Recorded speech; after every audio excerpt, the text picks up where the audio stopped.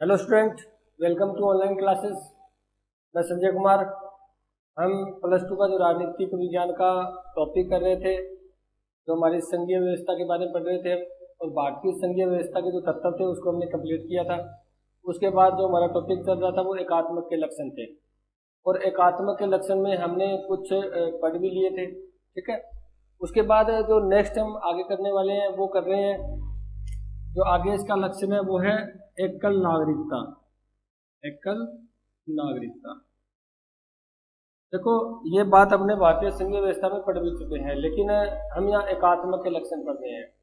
यानी जो संघीय व्यवस्था में हमारे एकल नागरिकता पाई जाती है वो एकात्मक का लक्षण है। इसका लक्षण है एकात्मक का। क्यों? क्योंकि मैंने आपको अमेरिका का उदाहरण दिया था। एक अमेरिका में दोहरी नागरिकता है क्योंकि यहाँ पर पूर्ण संघीय व्यवस्था को अपनाया गया है। यहाँ पर जो संघीय व्यवस्था है वो पूर्ण रूप से अपनाई गई, यानी पूर्ण संघीय व्यवस्था के तत्वों को अमेरिका ने अपना रखा है। इसी कारण वहां पर क्या है, दो प्रकार की दोहरी नागरिकता को अपनाया गया है। केंद्र की अलग है और राज्य की अलग से नागरिकता प्रदान की जाती है। इसका मतलब वहां का जो नागरिक होता है ना अमेरिका का, उसको एक तो वहां के केंद्र की नागरिकता मिलती है, प्लस वो जिस राज्य में रहता है उस राज्य की नागरिकता भी मिलती है। इसके बारे में हम चर्चा कर चुके हैं। लेकिन भारत में क्या अपना रखा है, एकल नागरिकता को अपनाया गया है। हम आप कोई भी राज्य में रहो, किसी भी राज्य में आप निवास करते हो, आप भारतीय हो, यानी हम इंडियन हैं। इस चीज को हम पढ़ चुके हैं। हम ऐसे नहीं, हम राजस्थान में रहते हैं तो मैं राजस्थान की अलग नागरिकता दी गई है, सेंटर की अलग से दी गई है, ऐसा कोई मैटर नहीं है। आप कोई भी राज्य में रहते हो, कोई भी क्षेत्र में रहते हो, यानी पूरे हमारे भारत से का जितना क्षेत्रफल है उस क्षेत्र में कहीं पर भी आप निवास करते हो, आपको सिर्फ जो एक ही नागरिकता मिलेगी वो मिलेगी भारतीय, यानी इंडियन की नागरिकता। इसी कारण यहाँ पर क्या है, सेंटर शक्तिशाली है, क्योंकि हमें नागरिकता मिली है वो सेंटर की मिली है, राज्यों की नहीं मिली। देखो हम एकात्मक के लक्षण कर रहे हैं, और एकात्मक के लक्षण में मैंने आपको ये कहा था, सेंटर को आपको शक्तिशाली दिखाना है, केंद्र को आपको प्रमुखता देनी है, केंद्र को आपको पावरफुल दिखाना है। तो देखो यहाँ पर हमें सिर्फ और सिर्फ केंद्र की नागरिकता मिलती है, राज्य की नागरिकता नहीं मिलती। ठीक है, तो ये भी एक संघीय व्यवस्था का लक्षण नहीं है। ये किसका लक्षण है, ये एकात्मकता का लक्षण है, क्योंकि यहाँ पर भी सेंटर क्या हो रहा है, शक्तिशाली हो रहा है। क्योंकि सिर्फ और सिर्फ हमें सेंटर की नागरिकता मिल रही है, राज्य की नागरिकता नहीं मिल रही। तो बाकी जो एकात्मक का लक्षण है, विशेषता है कि एकल नागरिकता। उसके बाद नेक्स्ट करते हैं। उसके बाद एकात्मक का लक्षण एक है प्रारंभिक बातों में एक रूपता। देखो ये क्या है, इसके बारे में प्रारंभिक बातें होती है, जो प्रारंभ के अंदर, इसका मतलब जो हमारा बेस है, जो मेन है। ठीक है, जैसे हमारे यहाँ के लोक सेवक है, आप कह सकते हो अखिल भारतीय सेवाएं हैं, या आप कह सकते हो जो दीवानी और फौजदारी मामले हैं, दीवानी और फौजदारी जो कानून है वो केंद्र और राज्य दोनों पर एक ही लागू होता है, केंद्र और राज्यों पर।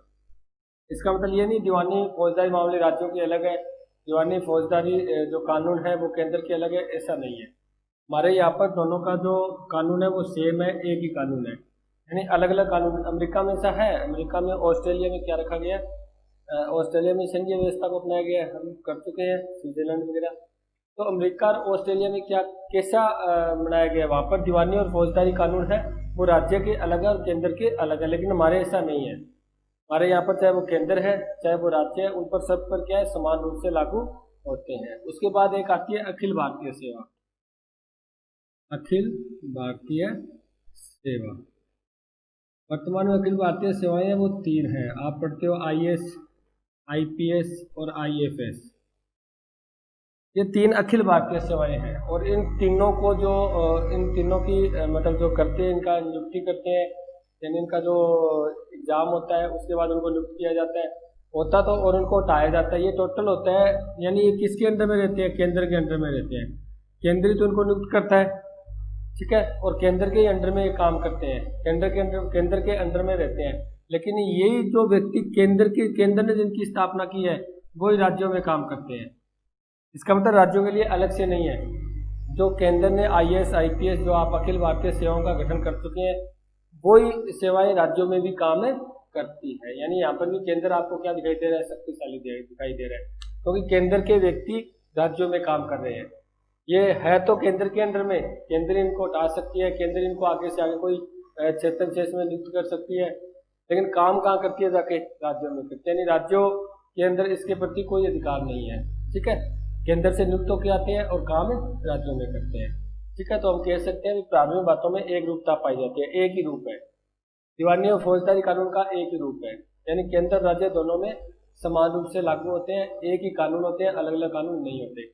अखिल भारतीय सेवाएं हैं वो भी क्या है, पूरे देश में एक ही लागू होती है, अलग अलग नहीं कि राज्य की अलग से है और केंद्र की अलग से, ऐसा नहीं है। केंद्र ने जिसका नियुक्त किया है, केंद्र ने जो सेवाएं बनाई है वही राज्यों में काम करती है। ठीक है, और इनके बारे में बता देता हूँ आपको, ये आर्टिकल 312 के तहत है।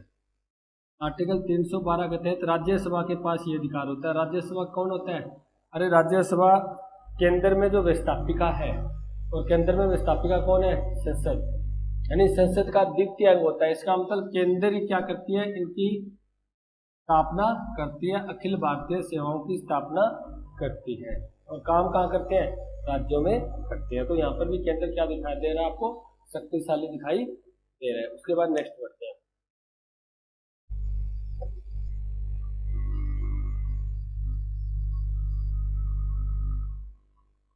उसके बाद नेक्स्ट आता है आपका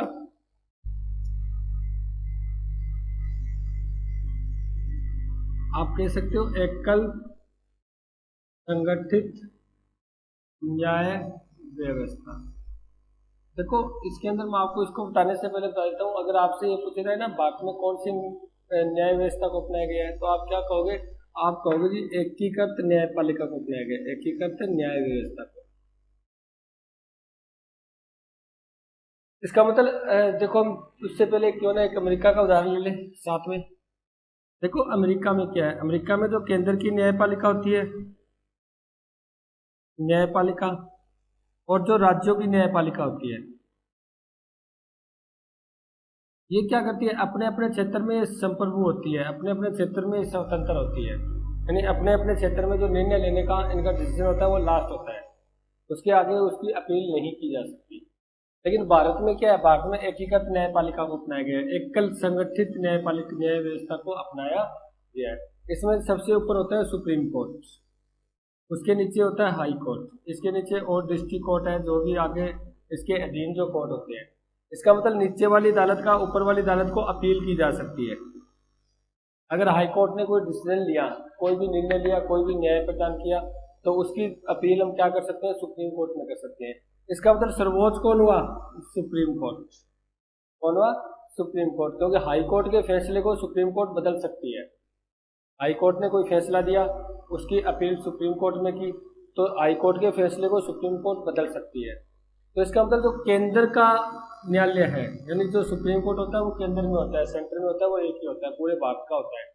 ठीक है, वो क्या कर सकती है, हाई कोर्ट होता है राज्यों में, यानी राज्यों के डिसीजन को बदल सकती है।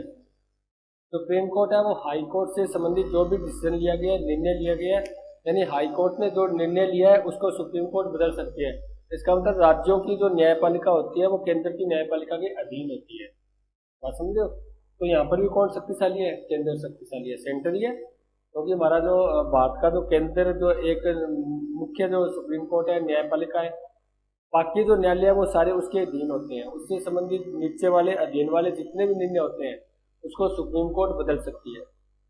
और राज्यों के जो न्यायपालिका होती है वो हाई कोर्ट होती है, हाई कोर्ट के डिसीजन को सुप्रीम कोर्ट बदल सकती है। इसका मतलब केंद्र क्या है, यहाँ पर शक्तिशाली, यानी केंद्र यहाँ पर क्या है, पावरफुल है। तो आप ध्यान रखना, अगर आपसे पूछे भारत में जो न्यायपालिका न्याय व्यवस्था को अपनाया गया है वो एकल संगठित न्याय व्यवस्था को अपनाया गया है, यानी एकीकृत न्यायपालिका को अपनाया गया। लेकिन अमेरिका में ऐसा नहीं होता, यहाँ का जो हाई कोर्ट होता है वो अंतिम निर्णय करता होता है, उसके बाद उसके कोई भी फैसले को बदल नहीं सकता। लेकिन यहाँ पर हमारे राज्यों का हाई कोर्ट होता है, उसके फैसले को सुप्रीम कोर्ट बदल सकती है, क्योंकि यहाँ पर व्यक्तिगत न्यायपालिका को अपनाया गया।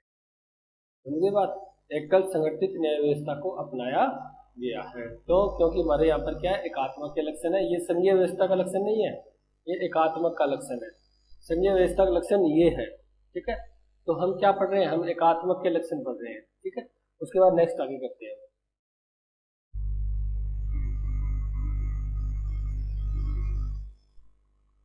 आगे आप कह सकते हो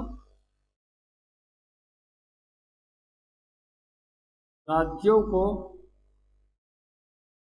पृथक होने का अधिकार नहीं।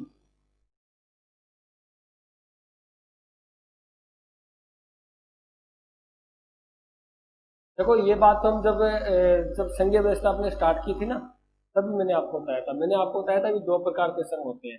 एक तो वो होता है जब केंद्र का निर्माण कुछ इकाइयां मिलकर करती हैं, कुछ इकाइयों ने समझौता किया और समझौता करके केंद्र का निर्माण किया।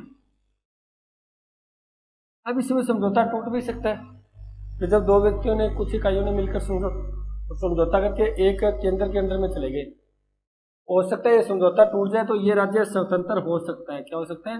स्वतंत्र हो सकता है, क्योंकि समझौता हुआ है तो वो समझौता तोड़ा भी जा सकता है। लेकिन जैसे यूएसएसआर, सोवियत संघ, जो विघटित हुआ था 1991 के अंदर, क्योंकि वो एक समझौते के द्वारा बना था। तो सोवियत संघ पढ़ते हो ना आप, यूएसएसआर, इसका जो विखंडन हुआ था वो 1991 में हुआ था। क्यों? क्योंकि वो समझौते के द्वारा संघ बनाया गया था और कुछ इकाइयों ने क्या कर दिया, स्वतंत्रता की घोषणा कर दी, यानी वो संघ टूट गया। लेकिन भारत जो संघ है वो कैसा है? भारत में हमने पढ़ा था केंद्र ने अपनी सुविधा के लिए, यानी अपने शासन व्यवस्था को सुचारू रूप से चलाने के लिए इकाइयों का निर्माण किया। देखो यहाँ ये केंद्र समझौते का परिणाम नहीं है, भारत समझौते का परिणाम नहीं है। यहाँ पर तो समझौते का परिणाम था, लेकिन यहाँ पर समझौते का परिणाम नहीं है, तो केंद्र ने इकाइयों को अपनाया है। ठीक है, इसका मतलब ये स्वतंत्र भी नहीं हो सकते, स्वतंत्र नहीं हो सकते। क्यों? क्योंकि कोई समझौता हुआ ही नहीं है, और समझौता नहीं हुआ तो समझौता तोड़ेगा कौन? ठीक है, यानी भारत है वो समझौते का परिणाम नहीं है। भारत ने तो इकाइयों का निर्माण किया ना, राज्यों का निर्माण, वो तो अपने शासन व्यवस्था को अच्छी रूप से, सुचारू रूप से चलाने के लिए, यानी अपने मैंने आपको बताया भी था कि भारत में जनसंख्या बहुत ज्यादा है, क्षेत्रफल भी बहुत बड़ा है, तो वहां पर अगर एक सरकार काम करे तो सही काम नहीं कर पाएगी। इसके लिए उसको ज्यादा सरकारों की आवश्यकता पड़ती है। इसलिए उन्होंने क्या किया, कुछ इकाइयों का निर्माण कर दिया, राज्यों का निर्माण कर दिया, ताकि प्रशासन है बड़े तरीके से चलाया जा सके। तो यह समझौते का परिणाम नहीं है। इसका मतलब राज्य केंद्र से पृथक नहीं हो सकता, राज्य केंद्र से पृथक नहीं हो सकता, ये ध्यान रखना। यानी हमारे राज्यों के पास ये अधिकार नहीं है वो केंद्र से, यानी अगर राजस्थान चाहे जी हम तो स्वतंत्र होना चाहते हैं, बाहर से अलग होना चाहते हैं, तो कभी नहीं हो सकता। ठीक है, क्योंकि उसको केंद्र के साथ रहना ही पड़ेगा, केंद्र के अंडर में उसको रहना ही पड़ेगा। इसका मतलब राज्य स्वतंत्र नहीं हो सकते। उसके बाद नेक्स्ट बढ़ते हैं।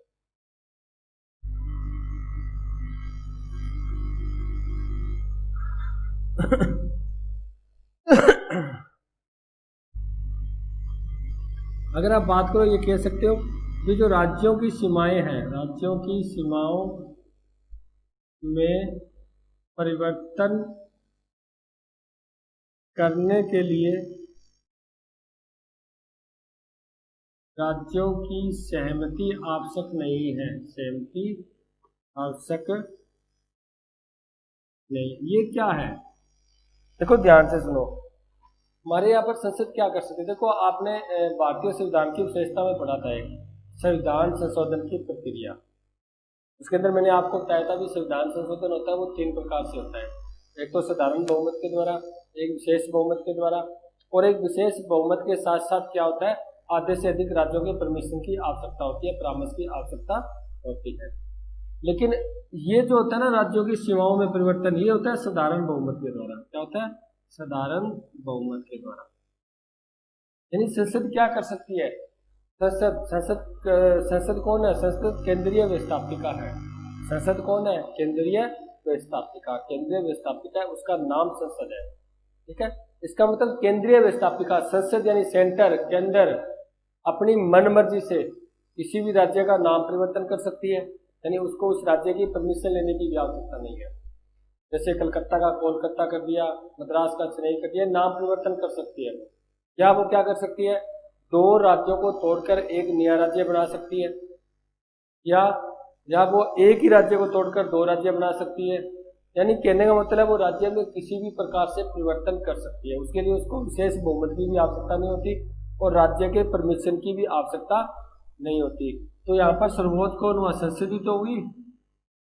इसका मतलब संसद कुछ भी कर सकती है, राज्य को समाप्त कर सकती है, वो राज्य को समाप्त करके वो दूसरे राज्य में मिला सकती है। जैसे अभी जम्मू कश्मीर की धारा 370 को तोड़ा गया था, वहाँ पर राज्यों की परमिशन की आवश्यकता नहीं थी, उसने जम्मू कश्मीर से परमिशन नहीं ली थी, वहाँ की सरकार से परमिशन नहीं ली थी संसद ने।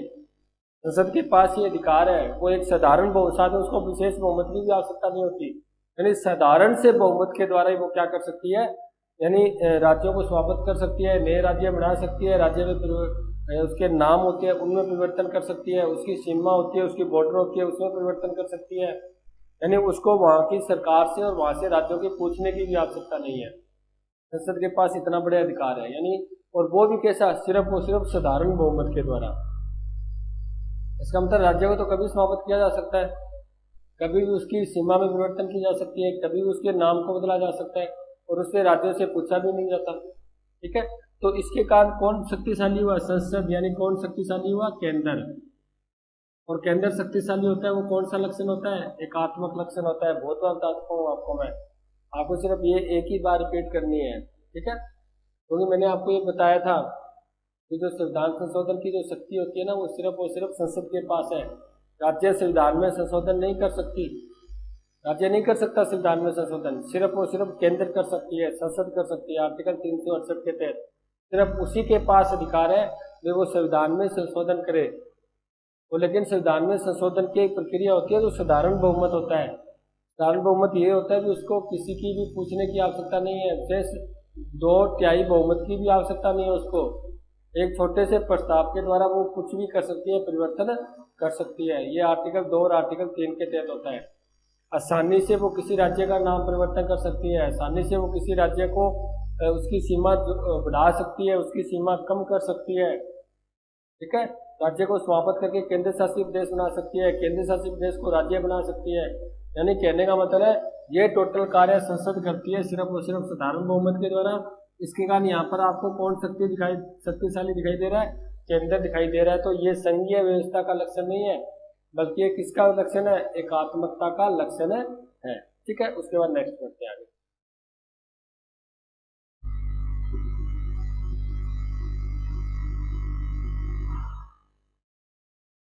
देखो आगे जो आपका नेक्स्ट आता है वो आता है लोक सेवकों का विभाजन नहीं। यहाँ के जो लोक सेवक है, लोक सेवक जैसे हमने अभी पढ़ा था अखिल भारतीय सेवाएं हैं, क्या है, अखिल भारतीय सेवाएं। और इसके बारे में बता चुका हूँ आपको मैं, IAS, IPS और IFS की स्थापना हुई थी 1964 में। 1966 में काम करना शुरू किया था ना, यानी जो फॉरेस्ट से वन से संबंधित थी, भारतीय वन सेवा थी जो। ठीक है, तो ये वर्तमान में 3 अखिल भारतीय सेवाएं है और वही कौन स्थापना कर सकता है, राज्यसभा कर सकती है, यानी केंद्र कर सकता है। तो संसद होती है, राज्यसभा वो संसद का द्वितीय अंग है। दूसरी बात, इसके ऊपर कंप्लीट रूप से जो अधिकार रहता है वो किसका रहता है, केंद्र का रहता है।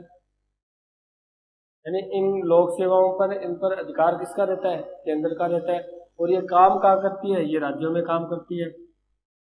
और राज्य इन्हें हटा भी नहीं सकती, हटा नहीं सकती।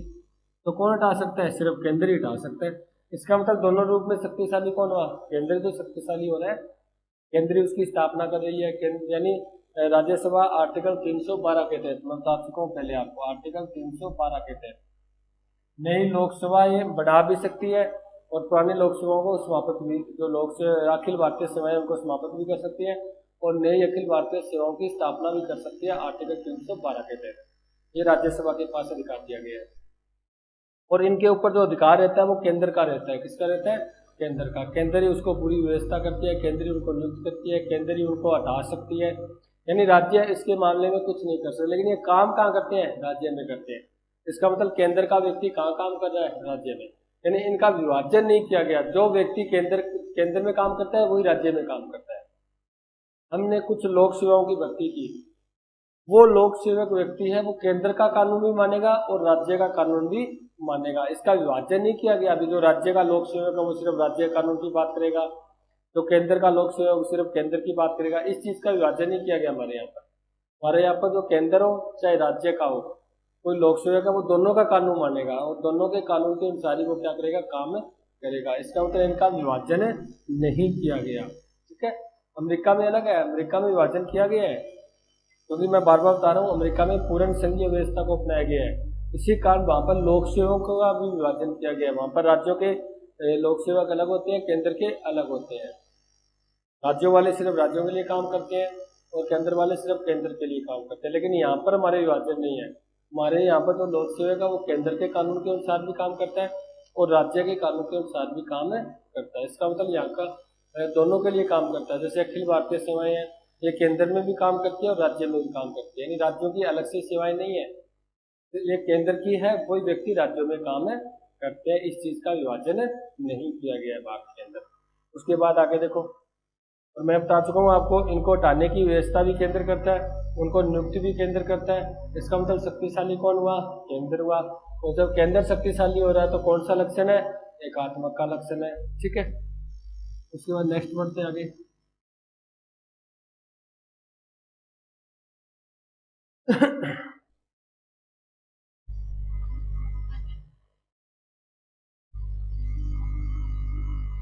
देखो ये एकात्मक के लक्षण आपके कंप्लीट हो चुके हैं, मैं आपको बता चुका हूँ। एकल नागरिकता, एकल संविधान, शक्तियों का विभाजन वो केंद्र के पक्ष में किया गया है, एकीकृत न्यायपालिका है। ठीक है, इस चीज को हम लोक सेवक की है वो विभाजन नहीं किया गया, अखिल भारतीय सेवाएं हैं। इसका मतलब आपको एकात्मक के जब भी आप लक्षण कर रहे थे तब आपको क्या रखना है, केंद्र को शक्तिशाली बनाना है। उसके हमने संघीय व्यवस्था की बात की थी, यहाँ पर शक्तियों का विभाजन किया गया स्पष्ट रूप से। उसके बाद आपने ये भी पढ़ा था, यहाँ पर संविधान है वो लिखित है, क्योंकि संघीय व्यवस्था के अंदर संविधान लिखित होता है, भारत में भी संविधान लिखित है। यहाँ पर स्वतंत्र और निष्पक्ष न्यायपालिका पाई जाती है। यानी हमने बड़े बड़े जो बातें थी, जो मेन मेन फैक्ट थे वो कर चुके हैं। ठीक है, अब हम पढ़ने वाले हैं भारतीय संघीय व्यवस्था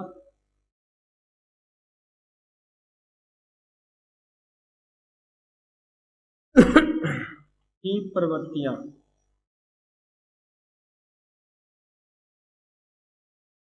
देखो भारतीय संघीय व्यवस्था की प्रवृत्तियां की बात करते हैं। पहले तो बात करते हैं, देखो भारतीय संघीय व्यवस्था थी ना, हमने ये पढ़ा था, ये कंप्लीट रूप से संघीय व्यवस्था नहीं है जैसे अमेरिका में पाई जाती है, क्योंकि हमारी जो संघीय व्यवस्था है वो कनाडा के संविधान से प्रेरित है, संविधान से प्रेरित है। अगर आपसे ये पूछे कि भारतीय संघीय व्यवस्था है वो कौन से संविधान से प्रेरित है या कौन से संविधान से ली गई है, ठीक है, तो आप क्या बताओगे, आपको जी कनाडा के संविधान से हमारी संघीय व्यवस्था ली गई है। और एक और बता देता हूँ, कनाडा के संविधान से हमने एक बात और ली है, अवशिष्ट शक्तियों का सिद्धांत, अवशिष्ट शक्तियों का सिद्धांत। यानी जो एक भारतीय संघीय व्यवस्था और एक अवशिष्ट शक्तियों का सिद्धांत, ये दोनों बातें कनाडा के संविधान से ली गई है।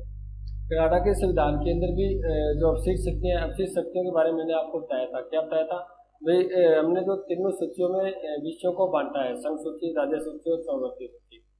जो बाकी विषय बच चुके हैं उन पर कानून कौन बनाएगा। देखो ये विषय तो उनके पास चले गए हैं, बाकी जो विषय है, बाकी कई बार कोई प्रॉब्लम आ जाती है, कानून बनाने की आवश्यकता पड़ जाती है, ऐसे कानून की आवश्यकता पड़ती है, वो विषय न तो संघ सूची में है, न वो राज्य सूची में और न वो समवर्ती सूची में, तो फिर उस पर कानून कौन बनाएगा। तो कनाडा के अंदर भी कानून बनाया जाता है, वो केंद्र बनाती है, और वही व्यवस्था हमने ले ली है। हमारे यहाँ पर कानून बनाता है तो कौन बनाता है, केंद्र बनाता है। लेकिन अमेरिका में वहां पर अवशिष्ट विषयों पर कानून कौन बनाता है, राज्य बनाते हैं, ये राज्य का अधिकार है।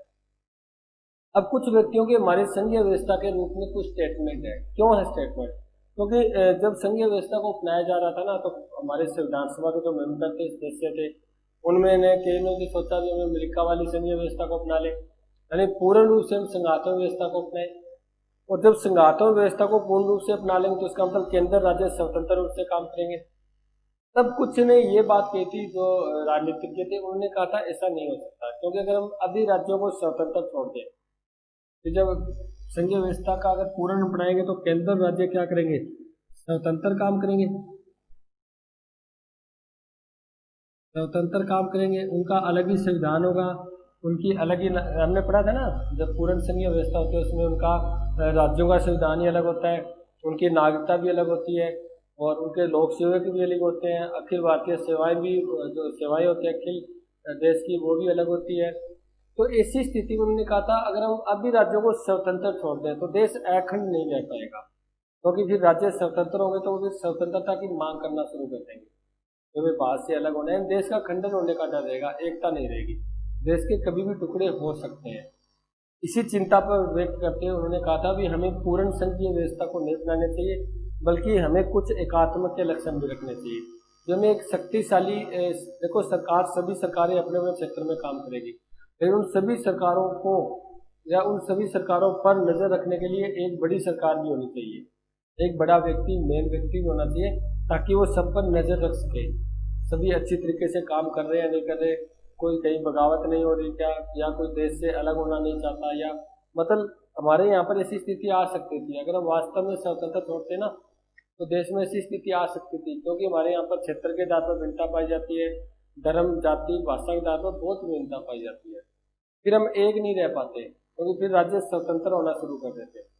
ठीक है, इसी स्थिति को निपटने के लिए, एक देश को अखंड देश रखने के लिए, भारत को अखंड रखने के लिए उन्होंने क्या किया, पूर्ण संघीय व्यवस्था को नहीं अपनाया, बल्कि कुछ एकात्मक के लक्षण भी डाल लिए। तो उनके आधार पर कुछ व्यक्तियों ने अपने स्टेटमेंट दिए थे, वो पढ़ रहे हैं। देखो आपका छोटा सा टॉपिक रहा है, सिर्फ वो स्टेटमेंट पढ़ने भी उन्होंने अपने संघीय व्यवस्था को क्या क्या नाम दिया है। इसके अंदर मैं आपको एक तो बता चुका हूँ, के.सी. वैयर राजनीतिज्ञ था, इन्होंने कहा था कि जो भारतीय संघीय व्यवस्था है, भारतीय संघीय व्यवस्था एक अर्ध संघीय व्यवस्था है, अर्ध संघीय व्यवस्था तो मतलब पूर्ण संघ नहीं है बल्कि अर्ध संघ है। पूर्ण संघ नहीं है क्योंकि इसके अंदर पूर्ण संघ वाले लक्षण नहीं पाए जाते, इसके अंदर संघ वाले लक्षण तो है, लेकिन साथ साथ में एकात्मक के लक्षण भी डाल दिए गए इसमें। ठीक है, इसी कारण उन्होंने कहा था मैं पूर्ण संघीय नहीं है ये, न तो पूर्ण रूप से एकात्मक ही है, ठीक है, क्योंकि हमने संघीय व्यवस्था को अपनाया, न पूर्ण रूप से संघीय व्यवस्था क्योंकि हमने एकात्मक के लक्षण को अपनाया। इसी कारण के.सी. वैयर ने इसको उपाधि दी थी अर्ध संघीय व्यवस्था की। इसका मतलब अगर आपसे पूछे के.सी. वैयर के अनुसार, यानी कोई व्यक्ति विशेष का अगर नाम देकर आपसे पूछे, जैसे के.सी. वैयर के अनुसार भारतीय जो संघीय व्यवस्था है वो कैसी है, तो आप कह सकते हो अर्ध संघीय है, या आप कह सकते हो भारतीय संघीय व्यवस्था को अर्ध संघीय व्यवस्था किसने कहा है, तो आप ना दे सकते हो के.सी. वैयर जो एक राजनीतिज्ञ था, उन्होंने कहा था कि भारतीय जो संघीय व्यवस्था है वो एक अर्ध संघीय व्यवस्था है, पूर्ण संघीय व्यवस्था नहीं है। उसके बाद आता है सेकंड नाम का ग्रेनविल ऑस्टिन, ग्रेनविल ऑस्टिन। इस व्यक्ति ने भी भारतीय संघीय व्यवस्था के बारे में अपना कुछ स्टेटमेंट दिया था। इसने क्या कहा था, इसने कहा था जो भारतीय संघीय व्यवस्था है, भारतीय संघीय व्यवस्था वह एक सहयोगी, या आप कह सकते हो भारतीय संघीय व्यवस्था एक सहयोगी संघवाद है। यानी इन्होंने ग्रेनविल ऑस्टिन ने भारतीय संघीय व्यवस्था को क्या नाम दिया गया है, सहयोगी संघवाद का नाम दिया है। सहयोगी क्या है, सहयोगी क्या होता है, अभी केंद्र और राज्य सहयोग से मिलकर काम करते हैं, स्वतंत्र नहीं है, क्योंकि मैंने कहा था पूर्ण संघ में क्या होता है, पूर्ण संघ में केंद्र और राज्य स्वतंत्र रूप से काम करते हैं, उनका आपस में कोई सहयोग नहीं होता है ना। पूर्ण संघीय व्यवस्था में हम ये पढ़ चुके हैं, पूर्ण संघीय व्यवस्था में केंद्र और राज्य दोनों स्वतंत्र काम करते हैं, क्या करते हैं, स्वतंत्र, और इसके कारण इनका आपस में कोई सहयोग नहीं होता। उनके लोक सेवक ही अलग होते हैं, उनके जो कानून होते हैं वो भी अलग होते हैं, उनका संविधान भी अलग होता है, उनकी नागरिकता भी अलग होती है। लेकिन भारत में इस व्यवस्था को नहीं अपनाया गया, भारत में सहयोगी संघवाद को अपनाया गया है, यानी और ये भारत में ये स्वतंत्र नहीं है बल्कि ये दोनों मिलकर सहयोग से काम करते हैं। देखो मेरी बात सुनो, अब अमेरिका में क्या है, लोक सेवक की हम एग्जाम्पल लेते हैं, केंद्र में भी लोक सेवक अपना काम करता है और राज्य में अपना काम करता है। इसका मतलब वहाँ पर दो व्यक्तियों की आवश्यकता पड़ती है, तो सरकार का खर्चा भी होता है, क्योंकि उनको ज़्यादा पेंशन निकालनी पड़ती है, उसके बाद उनको तनख्वाह दो व्यक्तियों को देनी पड़ती है। हमारे यहाँ पर क्या है, हमारे यहाँ पर दोनों काम एक ही व्यक्ति कर देता है, एक व्यक्ति कंप्लीट कर देता है, यानी वही केंद्र में काम कर देता है और वही राज्य में काम कर देता है। और सहयोग से काम करता है। अब सहयोगी है यानी एक ही व्यक्ति काम कर रहा है, इसका मतलब यहाँ पर हमारा खर्चा भी कम हो रहा है, एक व्यक्ति से हमारा काम चल रहा है। तो कहने का मतलब है जब हम सहयोग से काम करेंगे तो देश को लाभ होगा, भारत को क्या होगा, बेनिफिट होगा, लाभ होगा। इसी कारण उन्होंने क्या किया, जो व्यक्ति काम केंद्र में करता है वही काम किसमें कर रहा है, राज्य में कर रहा है। यानी उनको हमें बार बार नियुक्त करने की आवश्यकता नहीं है, बार बार एग्जाम वगैरह नियुक्ति देने की आवश्यकता नहीं है, राज्य को अलग अलग नियुक्त करने की आवश्यकता, राज्य के पास टेंशन ही नहीं है, राज्य कोई टेंशन नहीं है, अपने आप केंद्र क्या करेगा, उसका एग्जाम लेगा, जैसे भी उसको नियुक्त करेगा और वो राज्य में आके काम करने लग जाएगा। राज्य को कोई टेंशन नहीं रही ना, जो उनको लगाना है या उनको काम सौंपना है वो केंद्र का काम है। यानी क्या करते हैं यहाँ पर केंद्र और राज्य सहयोग से काम करते हैं। इसी कारण ग्रेनविन ऑस्टिन ने भारतीय संघीय व्यवस्था को क्या कहा है, एक सहयोगी संघवाद की उपाधि प्रदान की है। भारतीय संघीय व्यवस्था वो एक सहयोगी संघवाद है, यानी स्वतंत्र नहीं है बल्कि सहयोग से काम करते हैं, केंद्र और राज्य मिलकर काम करते हैं। उसके बाद अम्बेडकर की बात करते हैं। आगे नेक्स्ट आता है आपका जो स्टेटमेंट पढ़ रहे हैं हम, देखो ग्रेनविन ऑस्टिन का हो गया, केसी वैयर का हो गया। अब आते हैं doctor Bhimrao ji Ambedkar, doctor Bhimrao Ambedkar, doctor Bhimrao Ambedkar. ध्यान रखना इनको हम संविधान निर्मात्री भी कहते हैं, यानी संविधान निर्माण में सबसे बड़ा रोल था वो डॉक्टर भीमराव अम्बेडकर का ही था, क्योंकि भीमराव अम्बेडकर प्रारूप समिति के अध्यक्ष थे, ठीक है। और प्रारूप समिति के अध्यक्ष थे, सबसे बड़ा रोल था ना जो इन्होंने प्रारूप तैयार किया था संविधान का, वो भीमराव जी अम्बेडकर ने किया था। इसी कारण इनको संविधान निर्मात्री कहा जाता है, संविधान का निर्माणकर्ता भी कहा जाता है। तो डॉक्टर भीमराव अम्बेडकर ने क्या कहा था, देखो उन्होंने कहा था कि भारतीय संघीय व्यवस्था को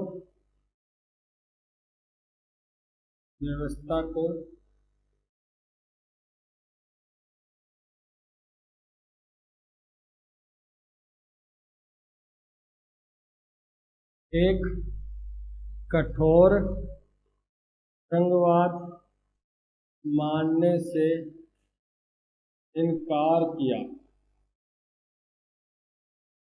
तो भारतीय संघीय व्यवस्था ना, उन्होंने कहा था वो एक कठोर संघवाद नहीं है। अरे कठोर संघवाद तो पाया जाता है अमेरिका में, कठोर का अर्थ है भी पूर्ण रूप से जो संघवाद की प्रक्रिया अपनाई जाती है, पूर्ण रूप से जो संघवाद की विशेषताएं अपनाई जाती है। इसी कारण इन्होंने अपने जो भाषण में कहा था कि भारतीय संविधान है वो कठोर संघवाद नहीं है। इस बात से इन्होंने क्या किया था, इनकार किया था। अभी भारतीय संविधान है वो कठोर रूप से पूर्ण रूप से संघवाद को नहीं अपनाया गया, बल्कि संघवाद के साथ साथ अपने एकात्मक के लक्षणों को भी शामिल किया है, यानी हमने कुछ उसमें ढील दी है।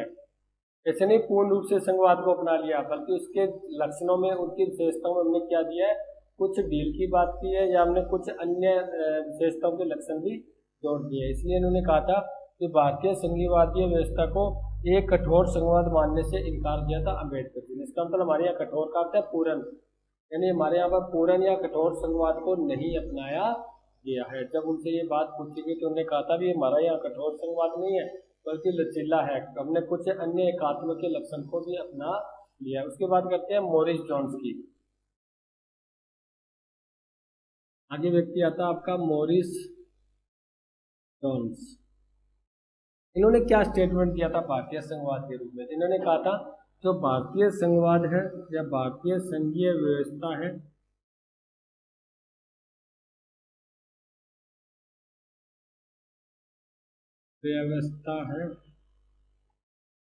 वो सौदेबाजी का संघवाद है, सौदेबाजी का संघवाद।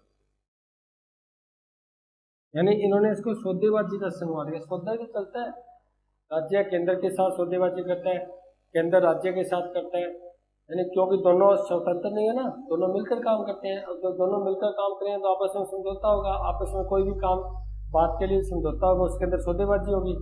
राज्य केंद्र के साथ करेगा और केंद्र राज्य के साथ करेगा। इसी कारण इसको क्या कहा है, सौदेबाजी का संघवाद कहा है। अब मैं आपको फिर रिपीट कर देता हूँ। केसी वैयर ने इसको क्या कहा है, अर्धसंघीय कहा है। ग्रेनविन ऑस्टिन ने इसको सहयोगी संघवाद कहा है। डॉक्टर भीमराव अम्बेडकर ने इसको एक कठोर संघवाद मानने से इनकार किया है। और जो आपके मॉरिस जोन्स है उन्होंने इसको एक सौदेबाजी वाला संघवाद कहा है, सौदेबाजी वाला संघवाद का उपाधि दी है, क्योंकि यहाँ पर सौदेबाजी होती है केंद्र और राज्यों के मध्य। तो ये कुछ स्टेटमेंट थे जो भारतीय संघीय व्यवस्था से संबंधित है। और अब आप पढ़ चुके हो भारतीय संघीय व्यवस्था के, आप लक्षण कर चुके हो। और जो भारतीय संघीय व्यवस्था में जो एकात्मक के लक्षण है वो भी आपको मैं कंप्लीट रूप से बिल्कुल क्रम से, यानी प्रत्येक जो जितना आपके सिलेबस में उतना मैंने आपको कंप्लीट करवाया है।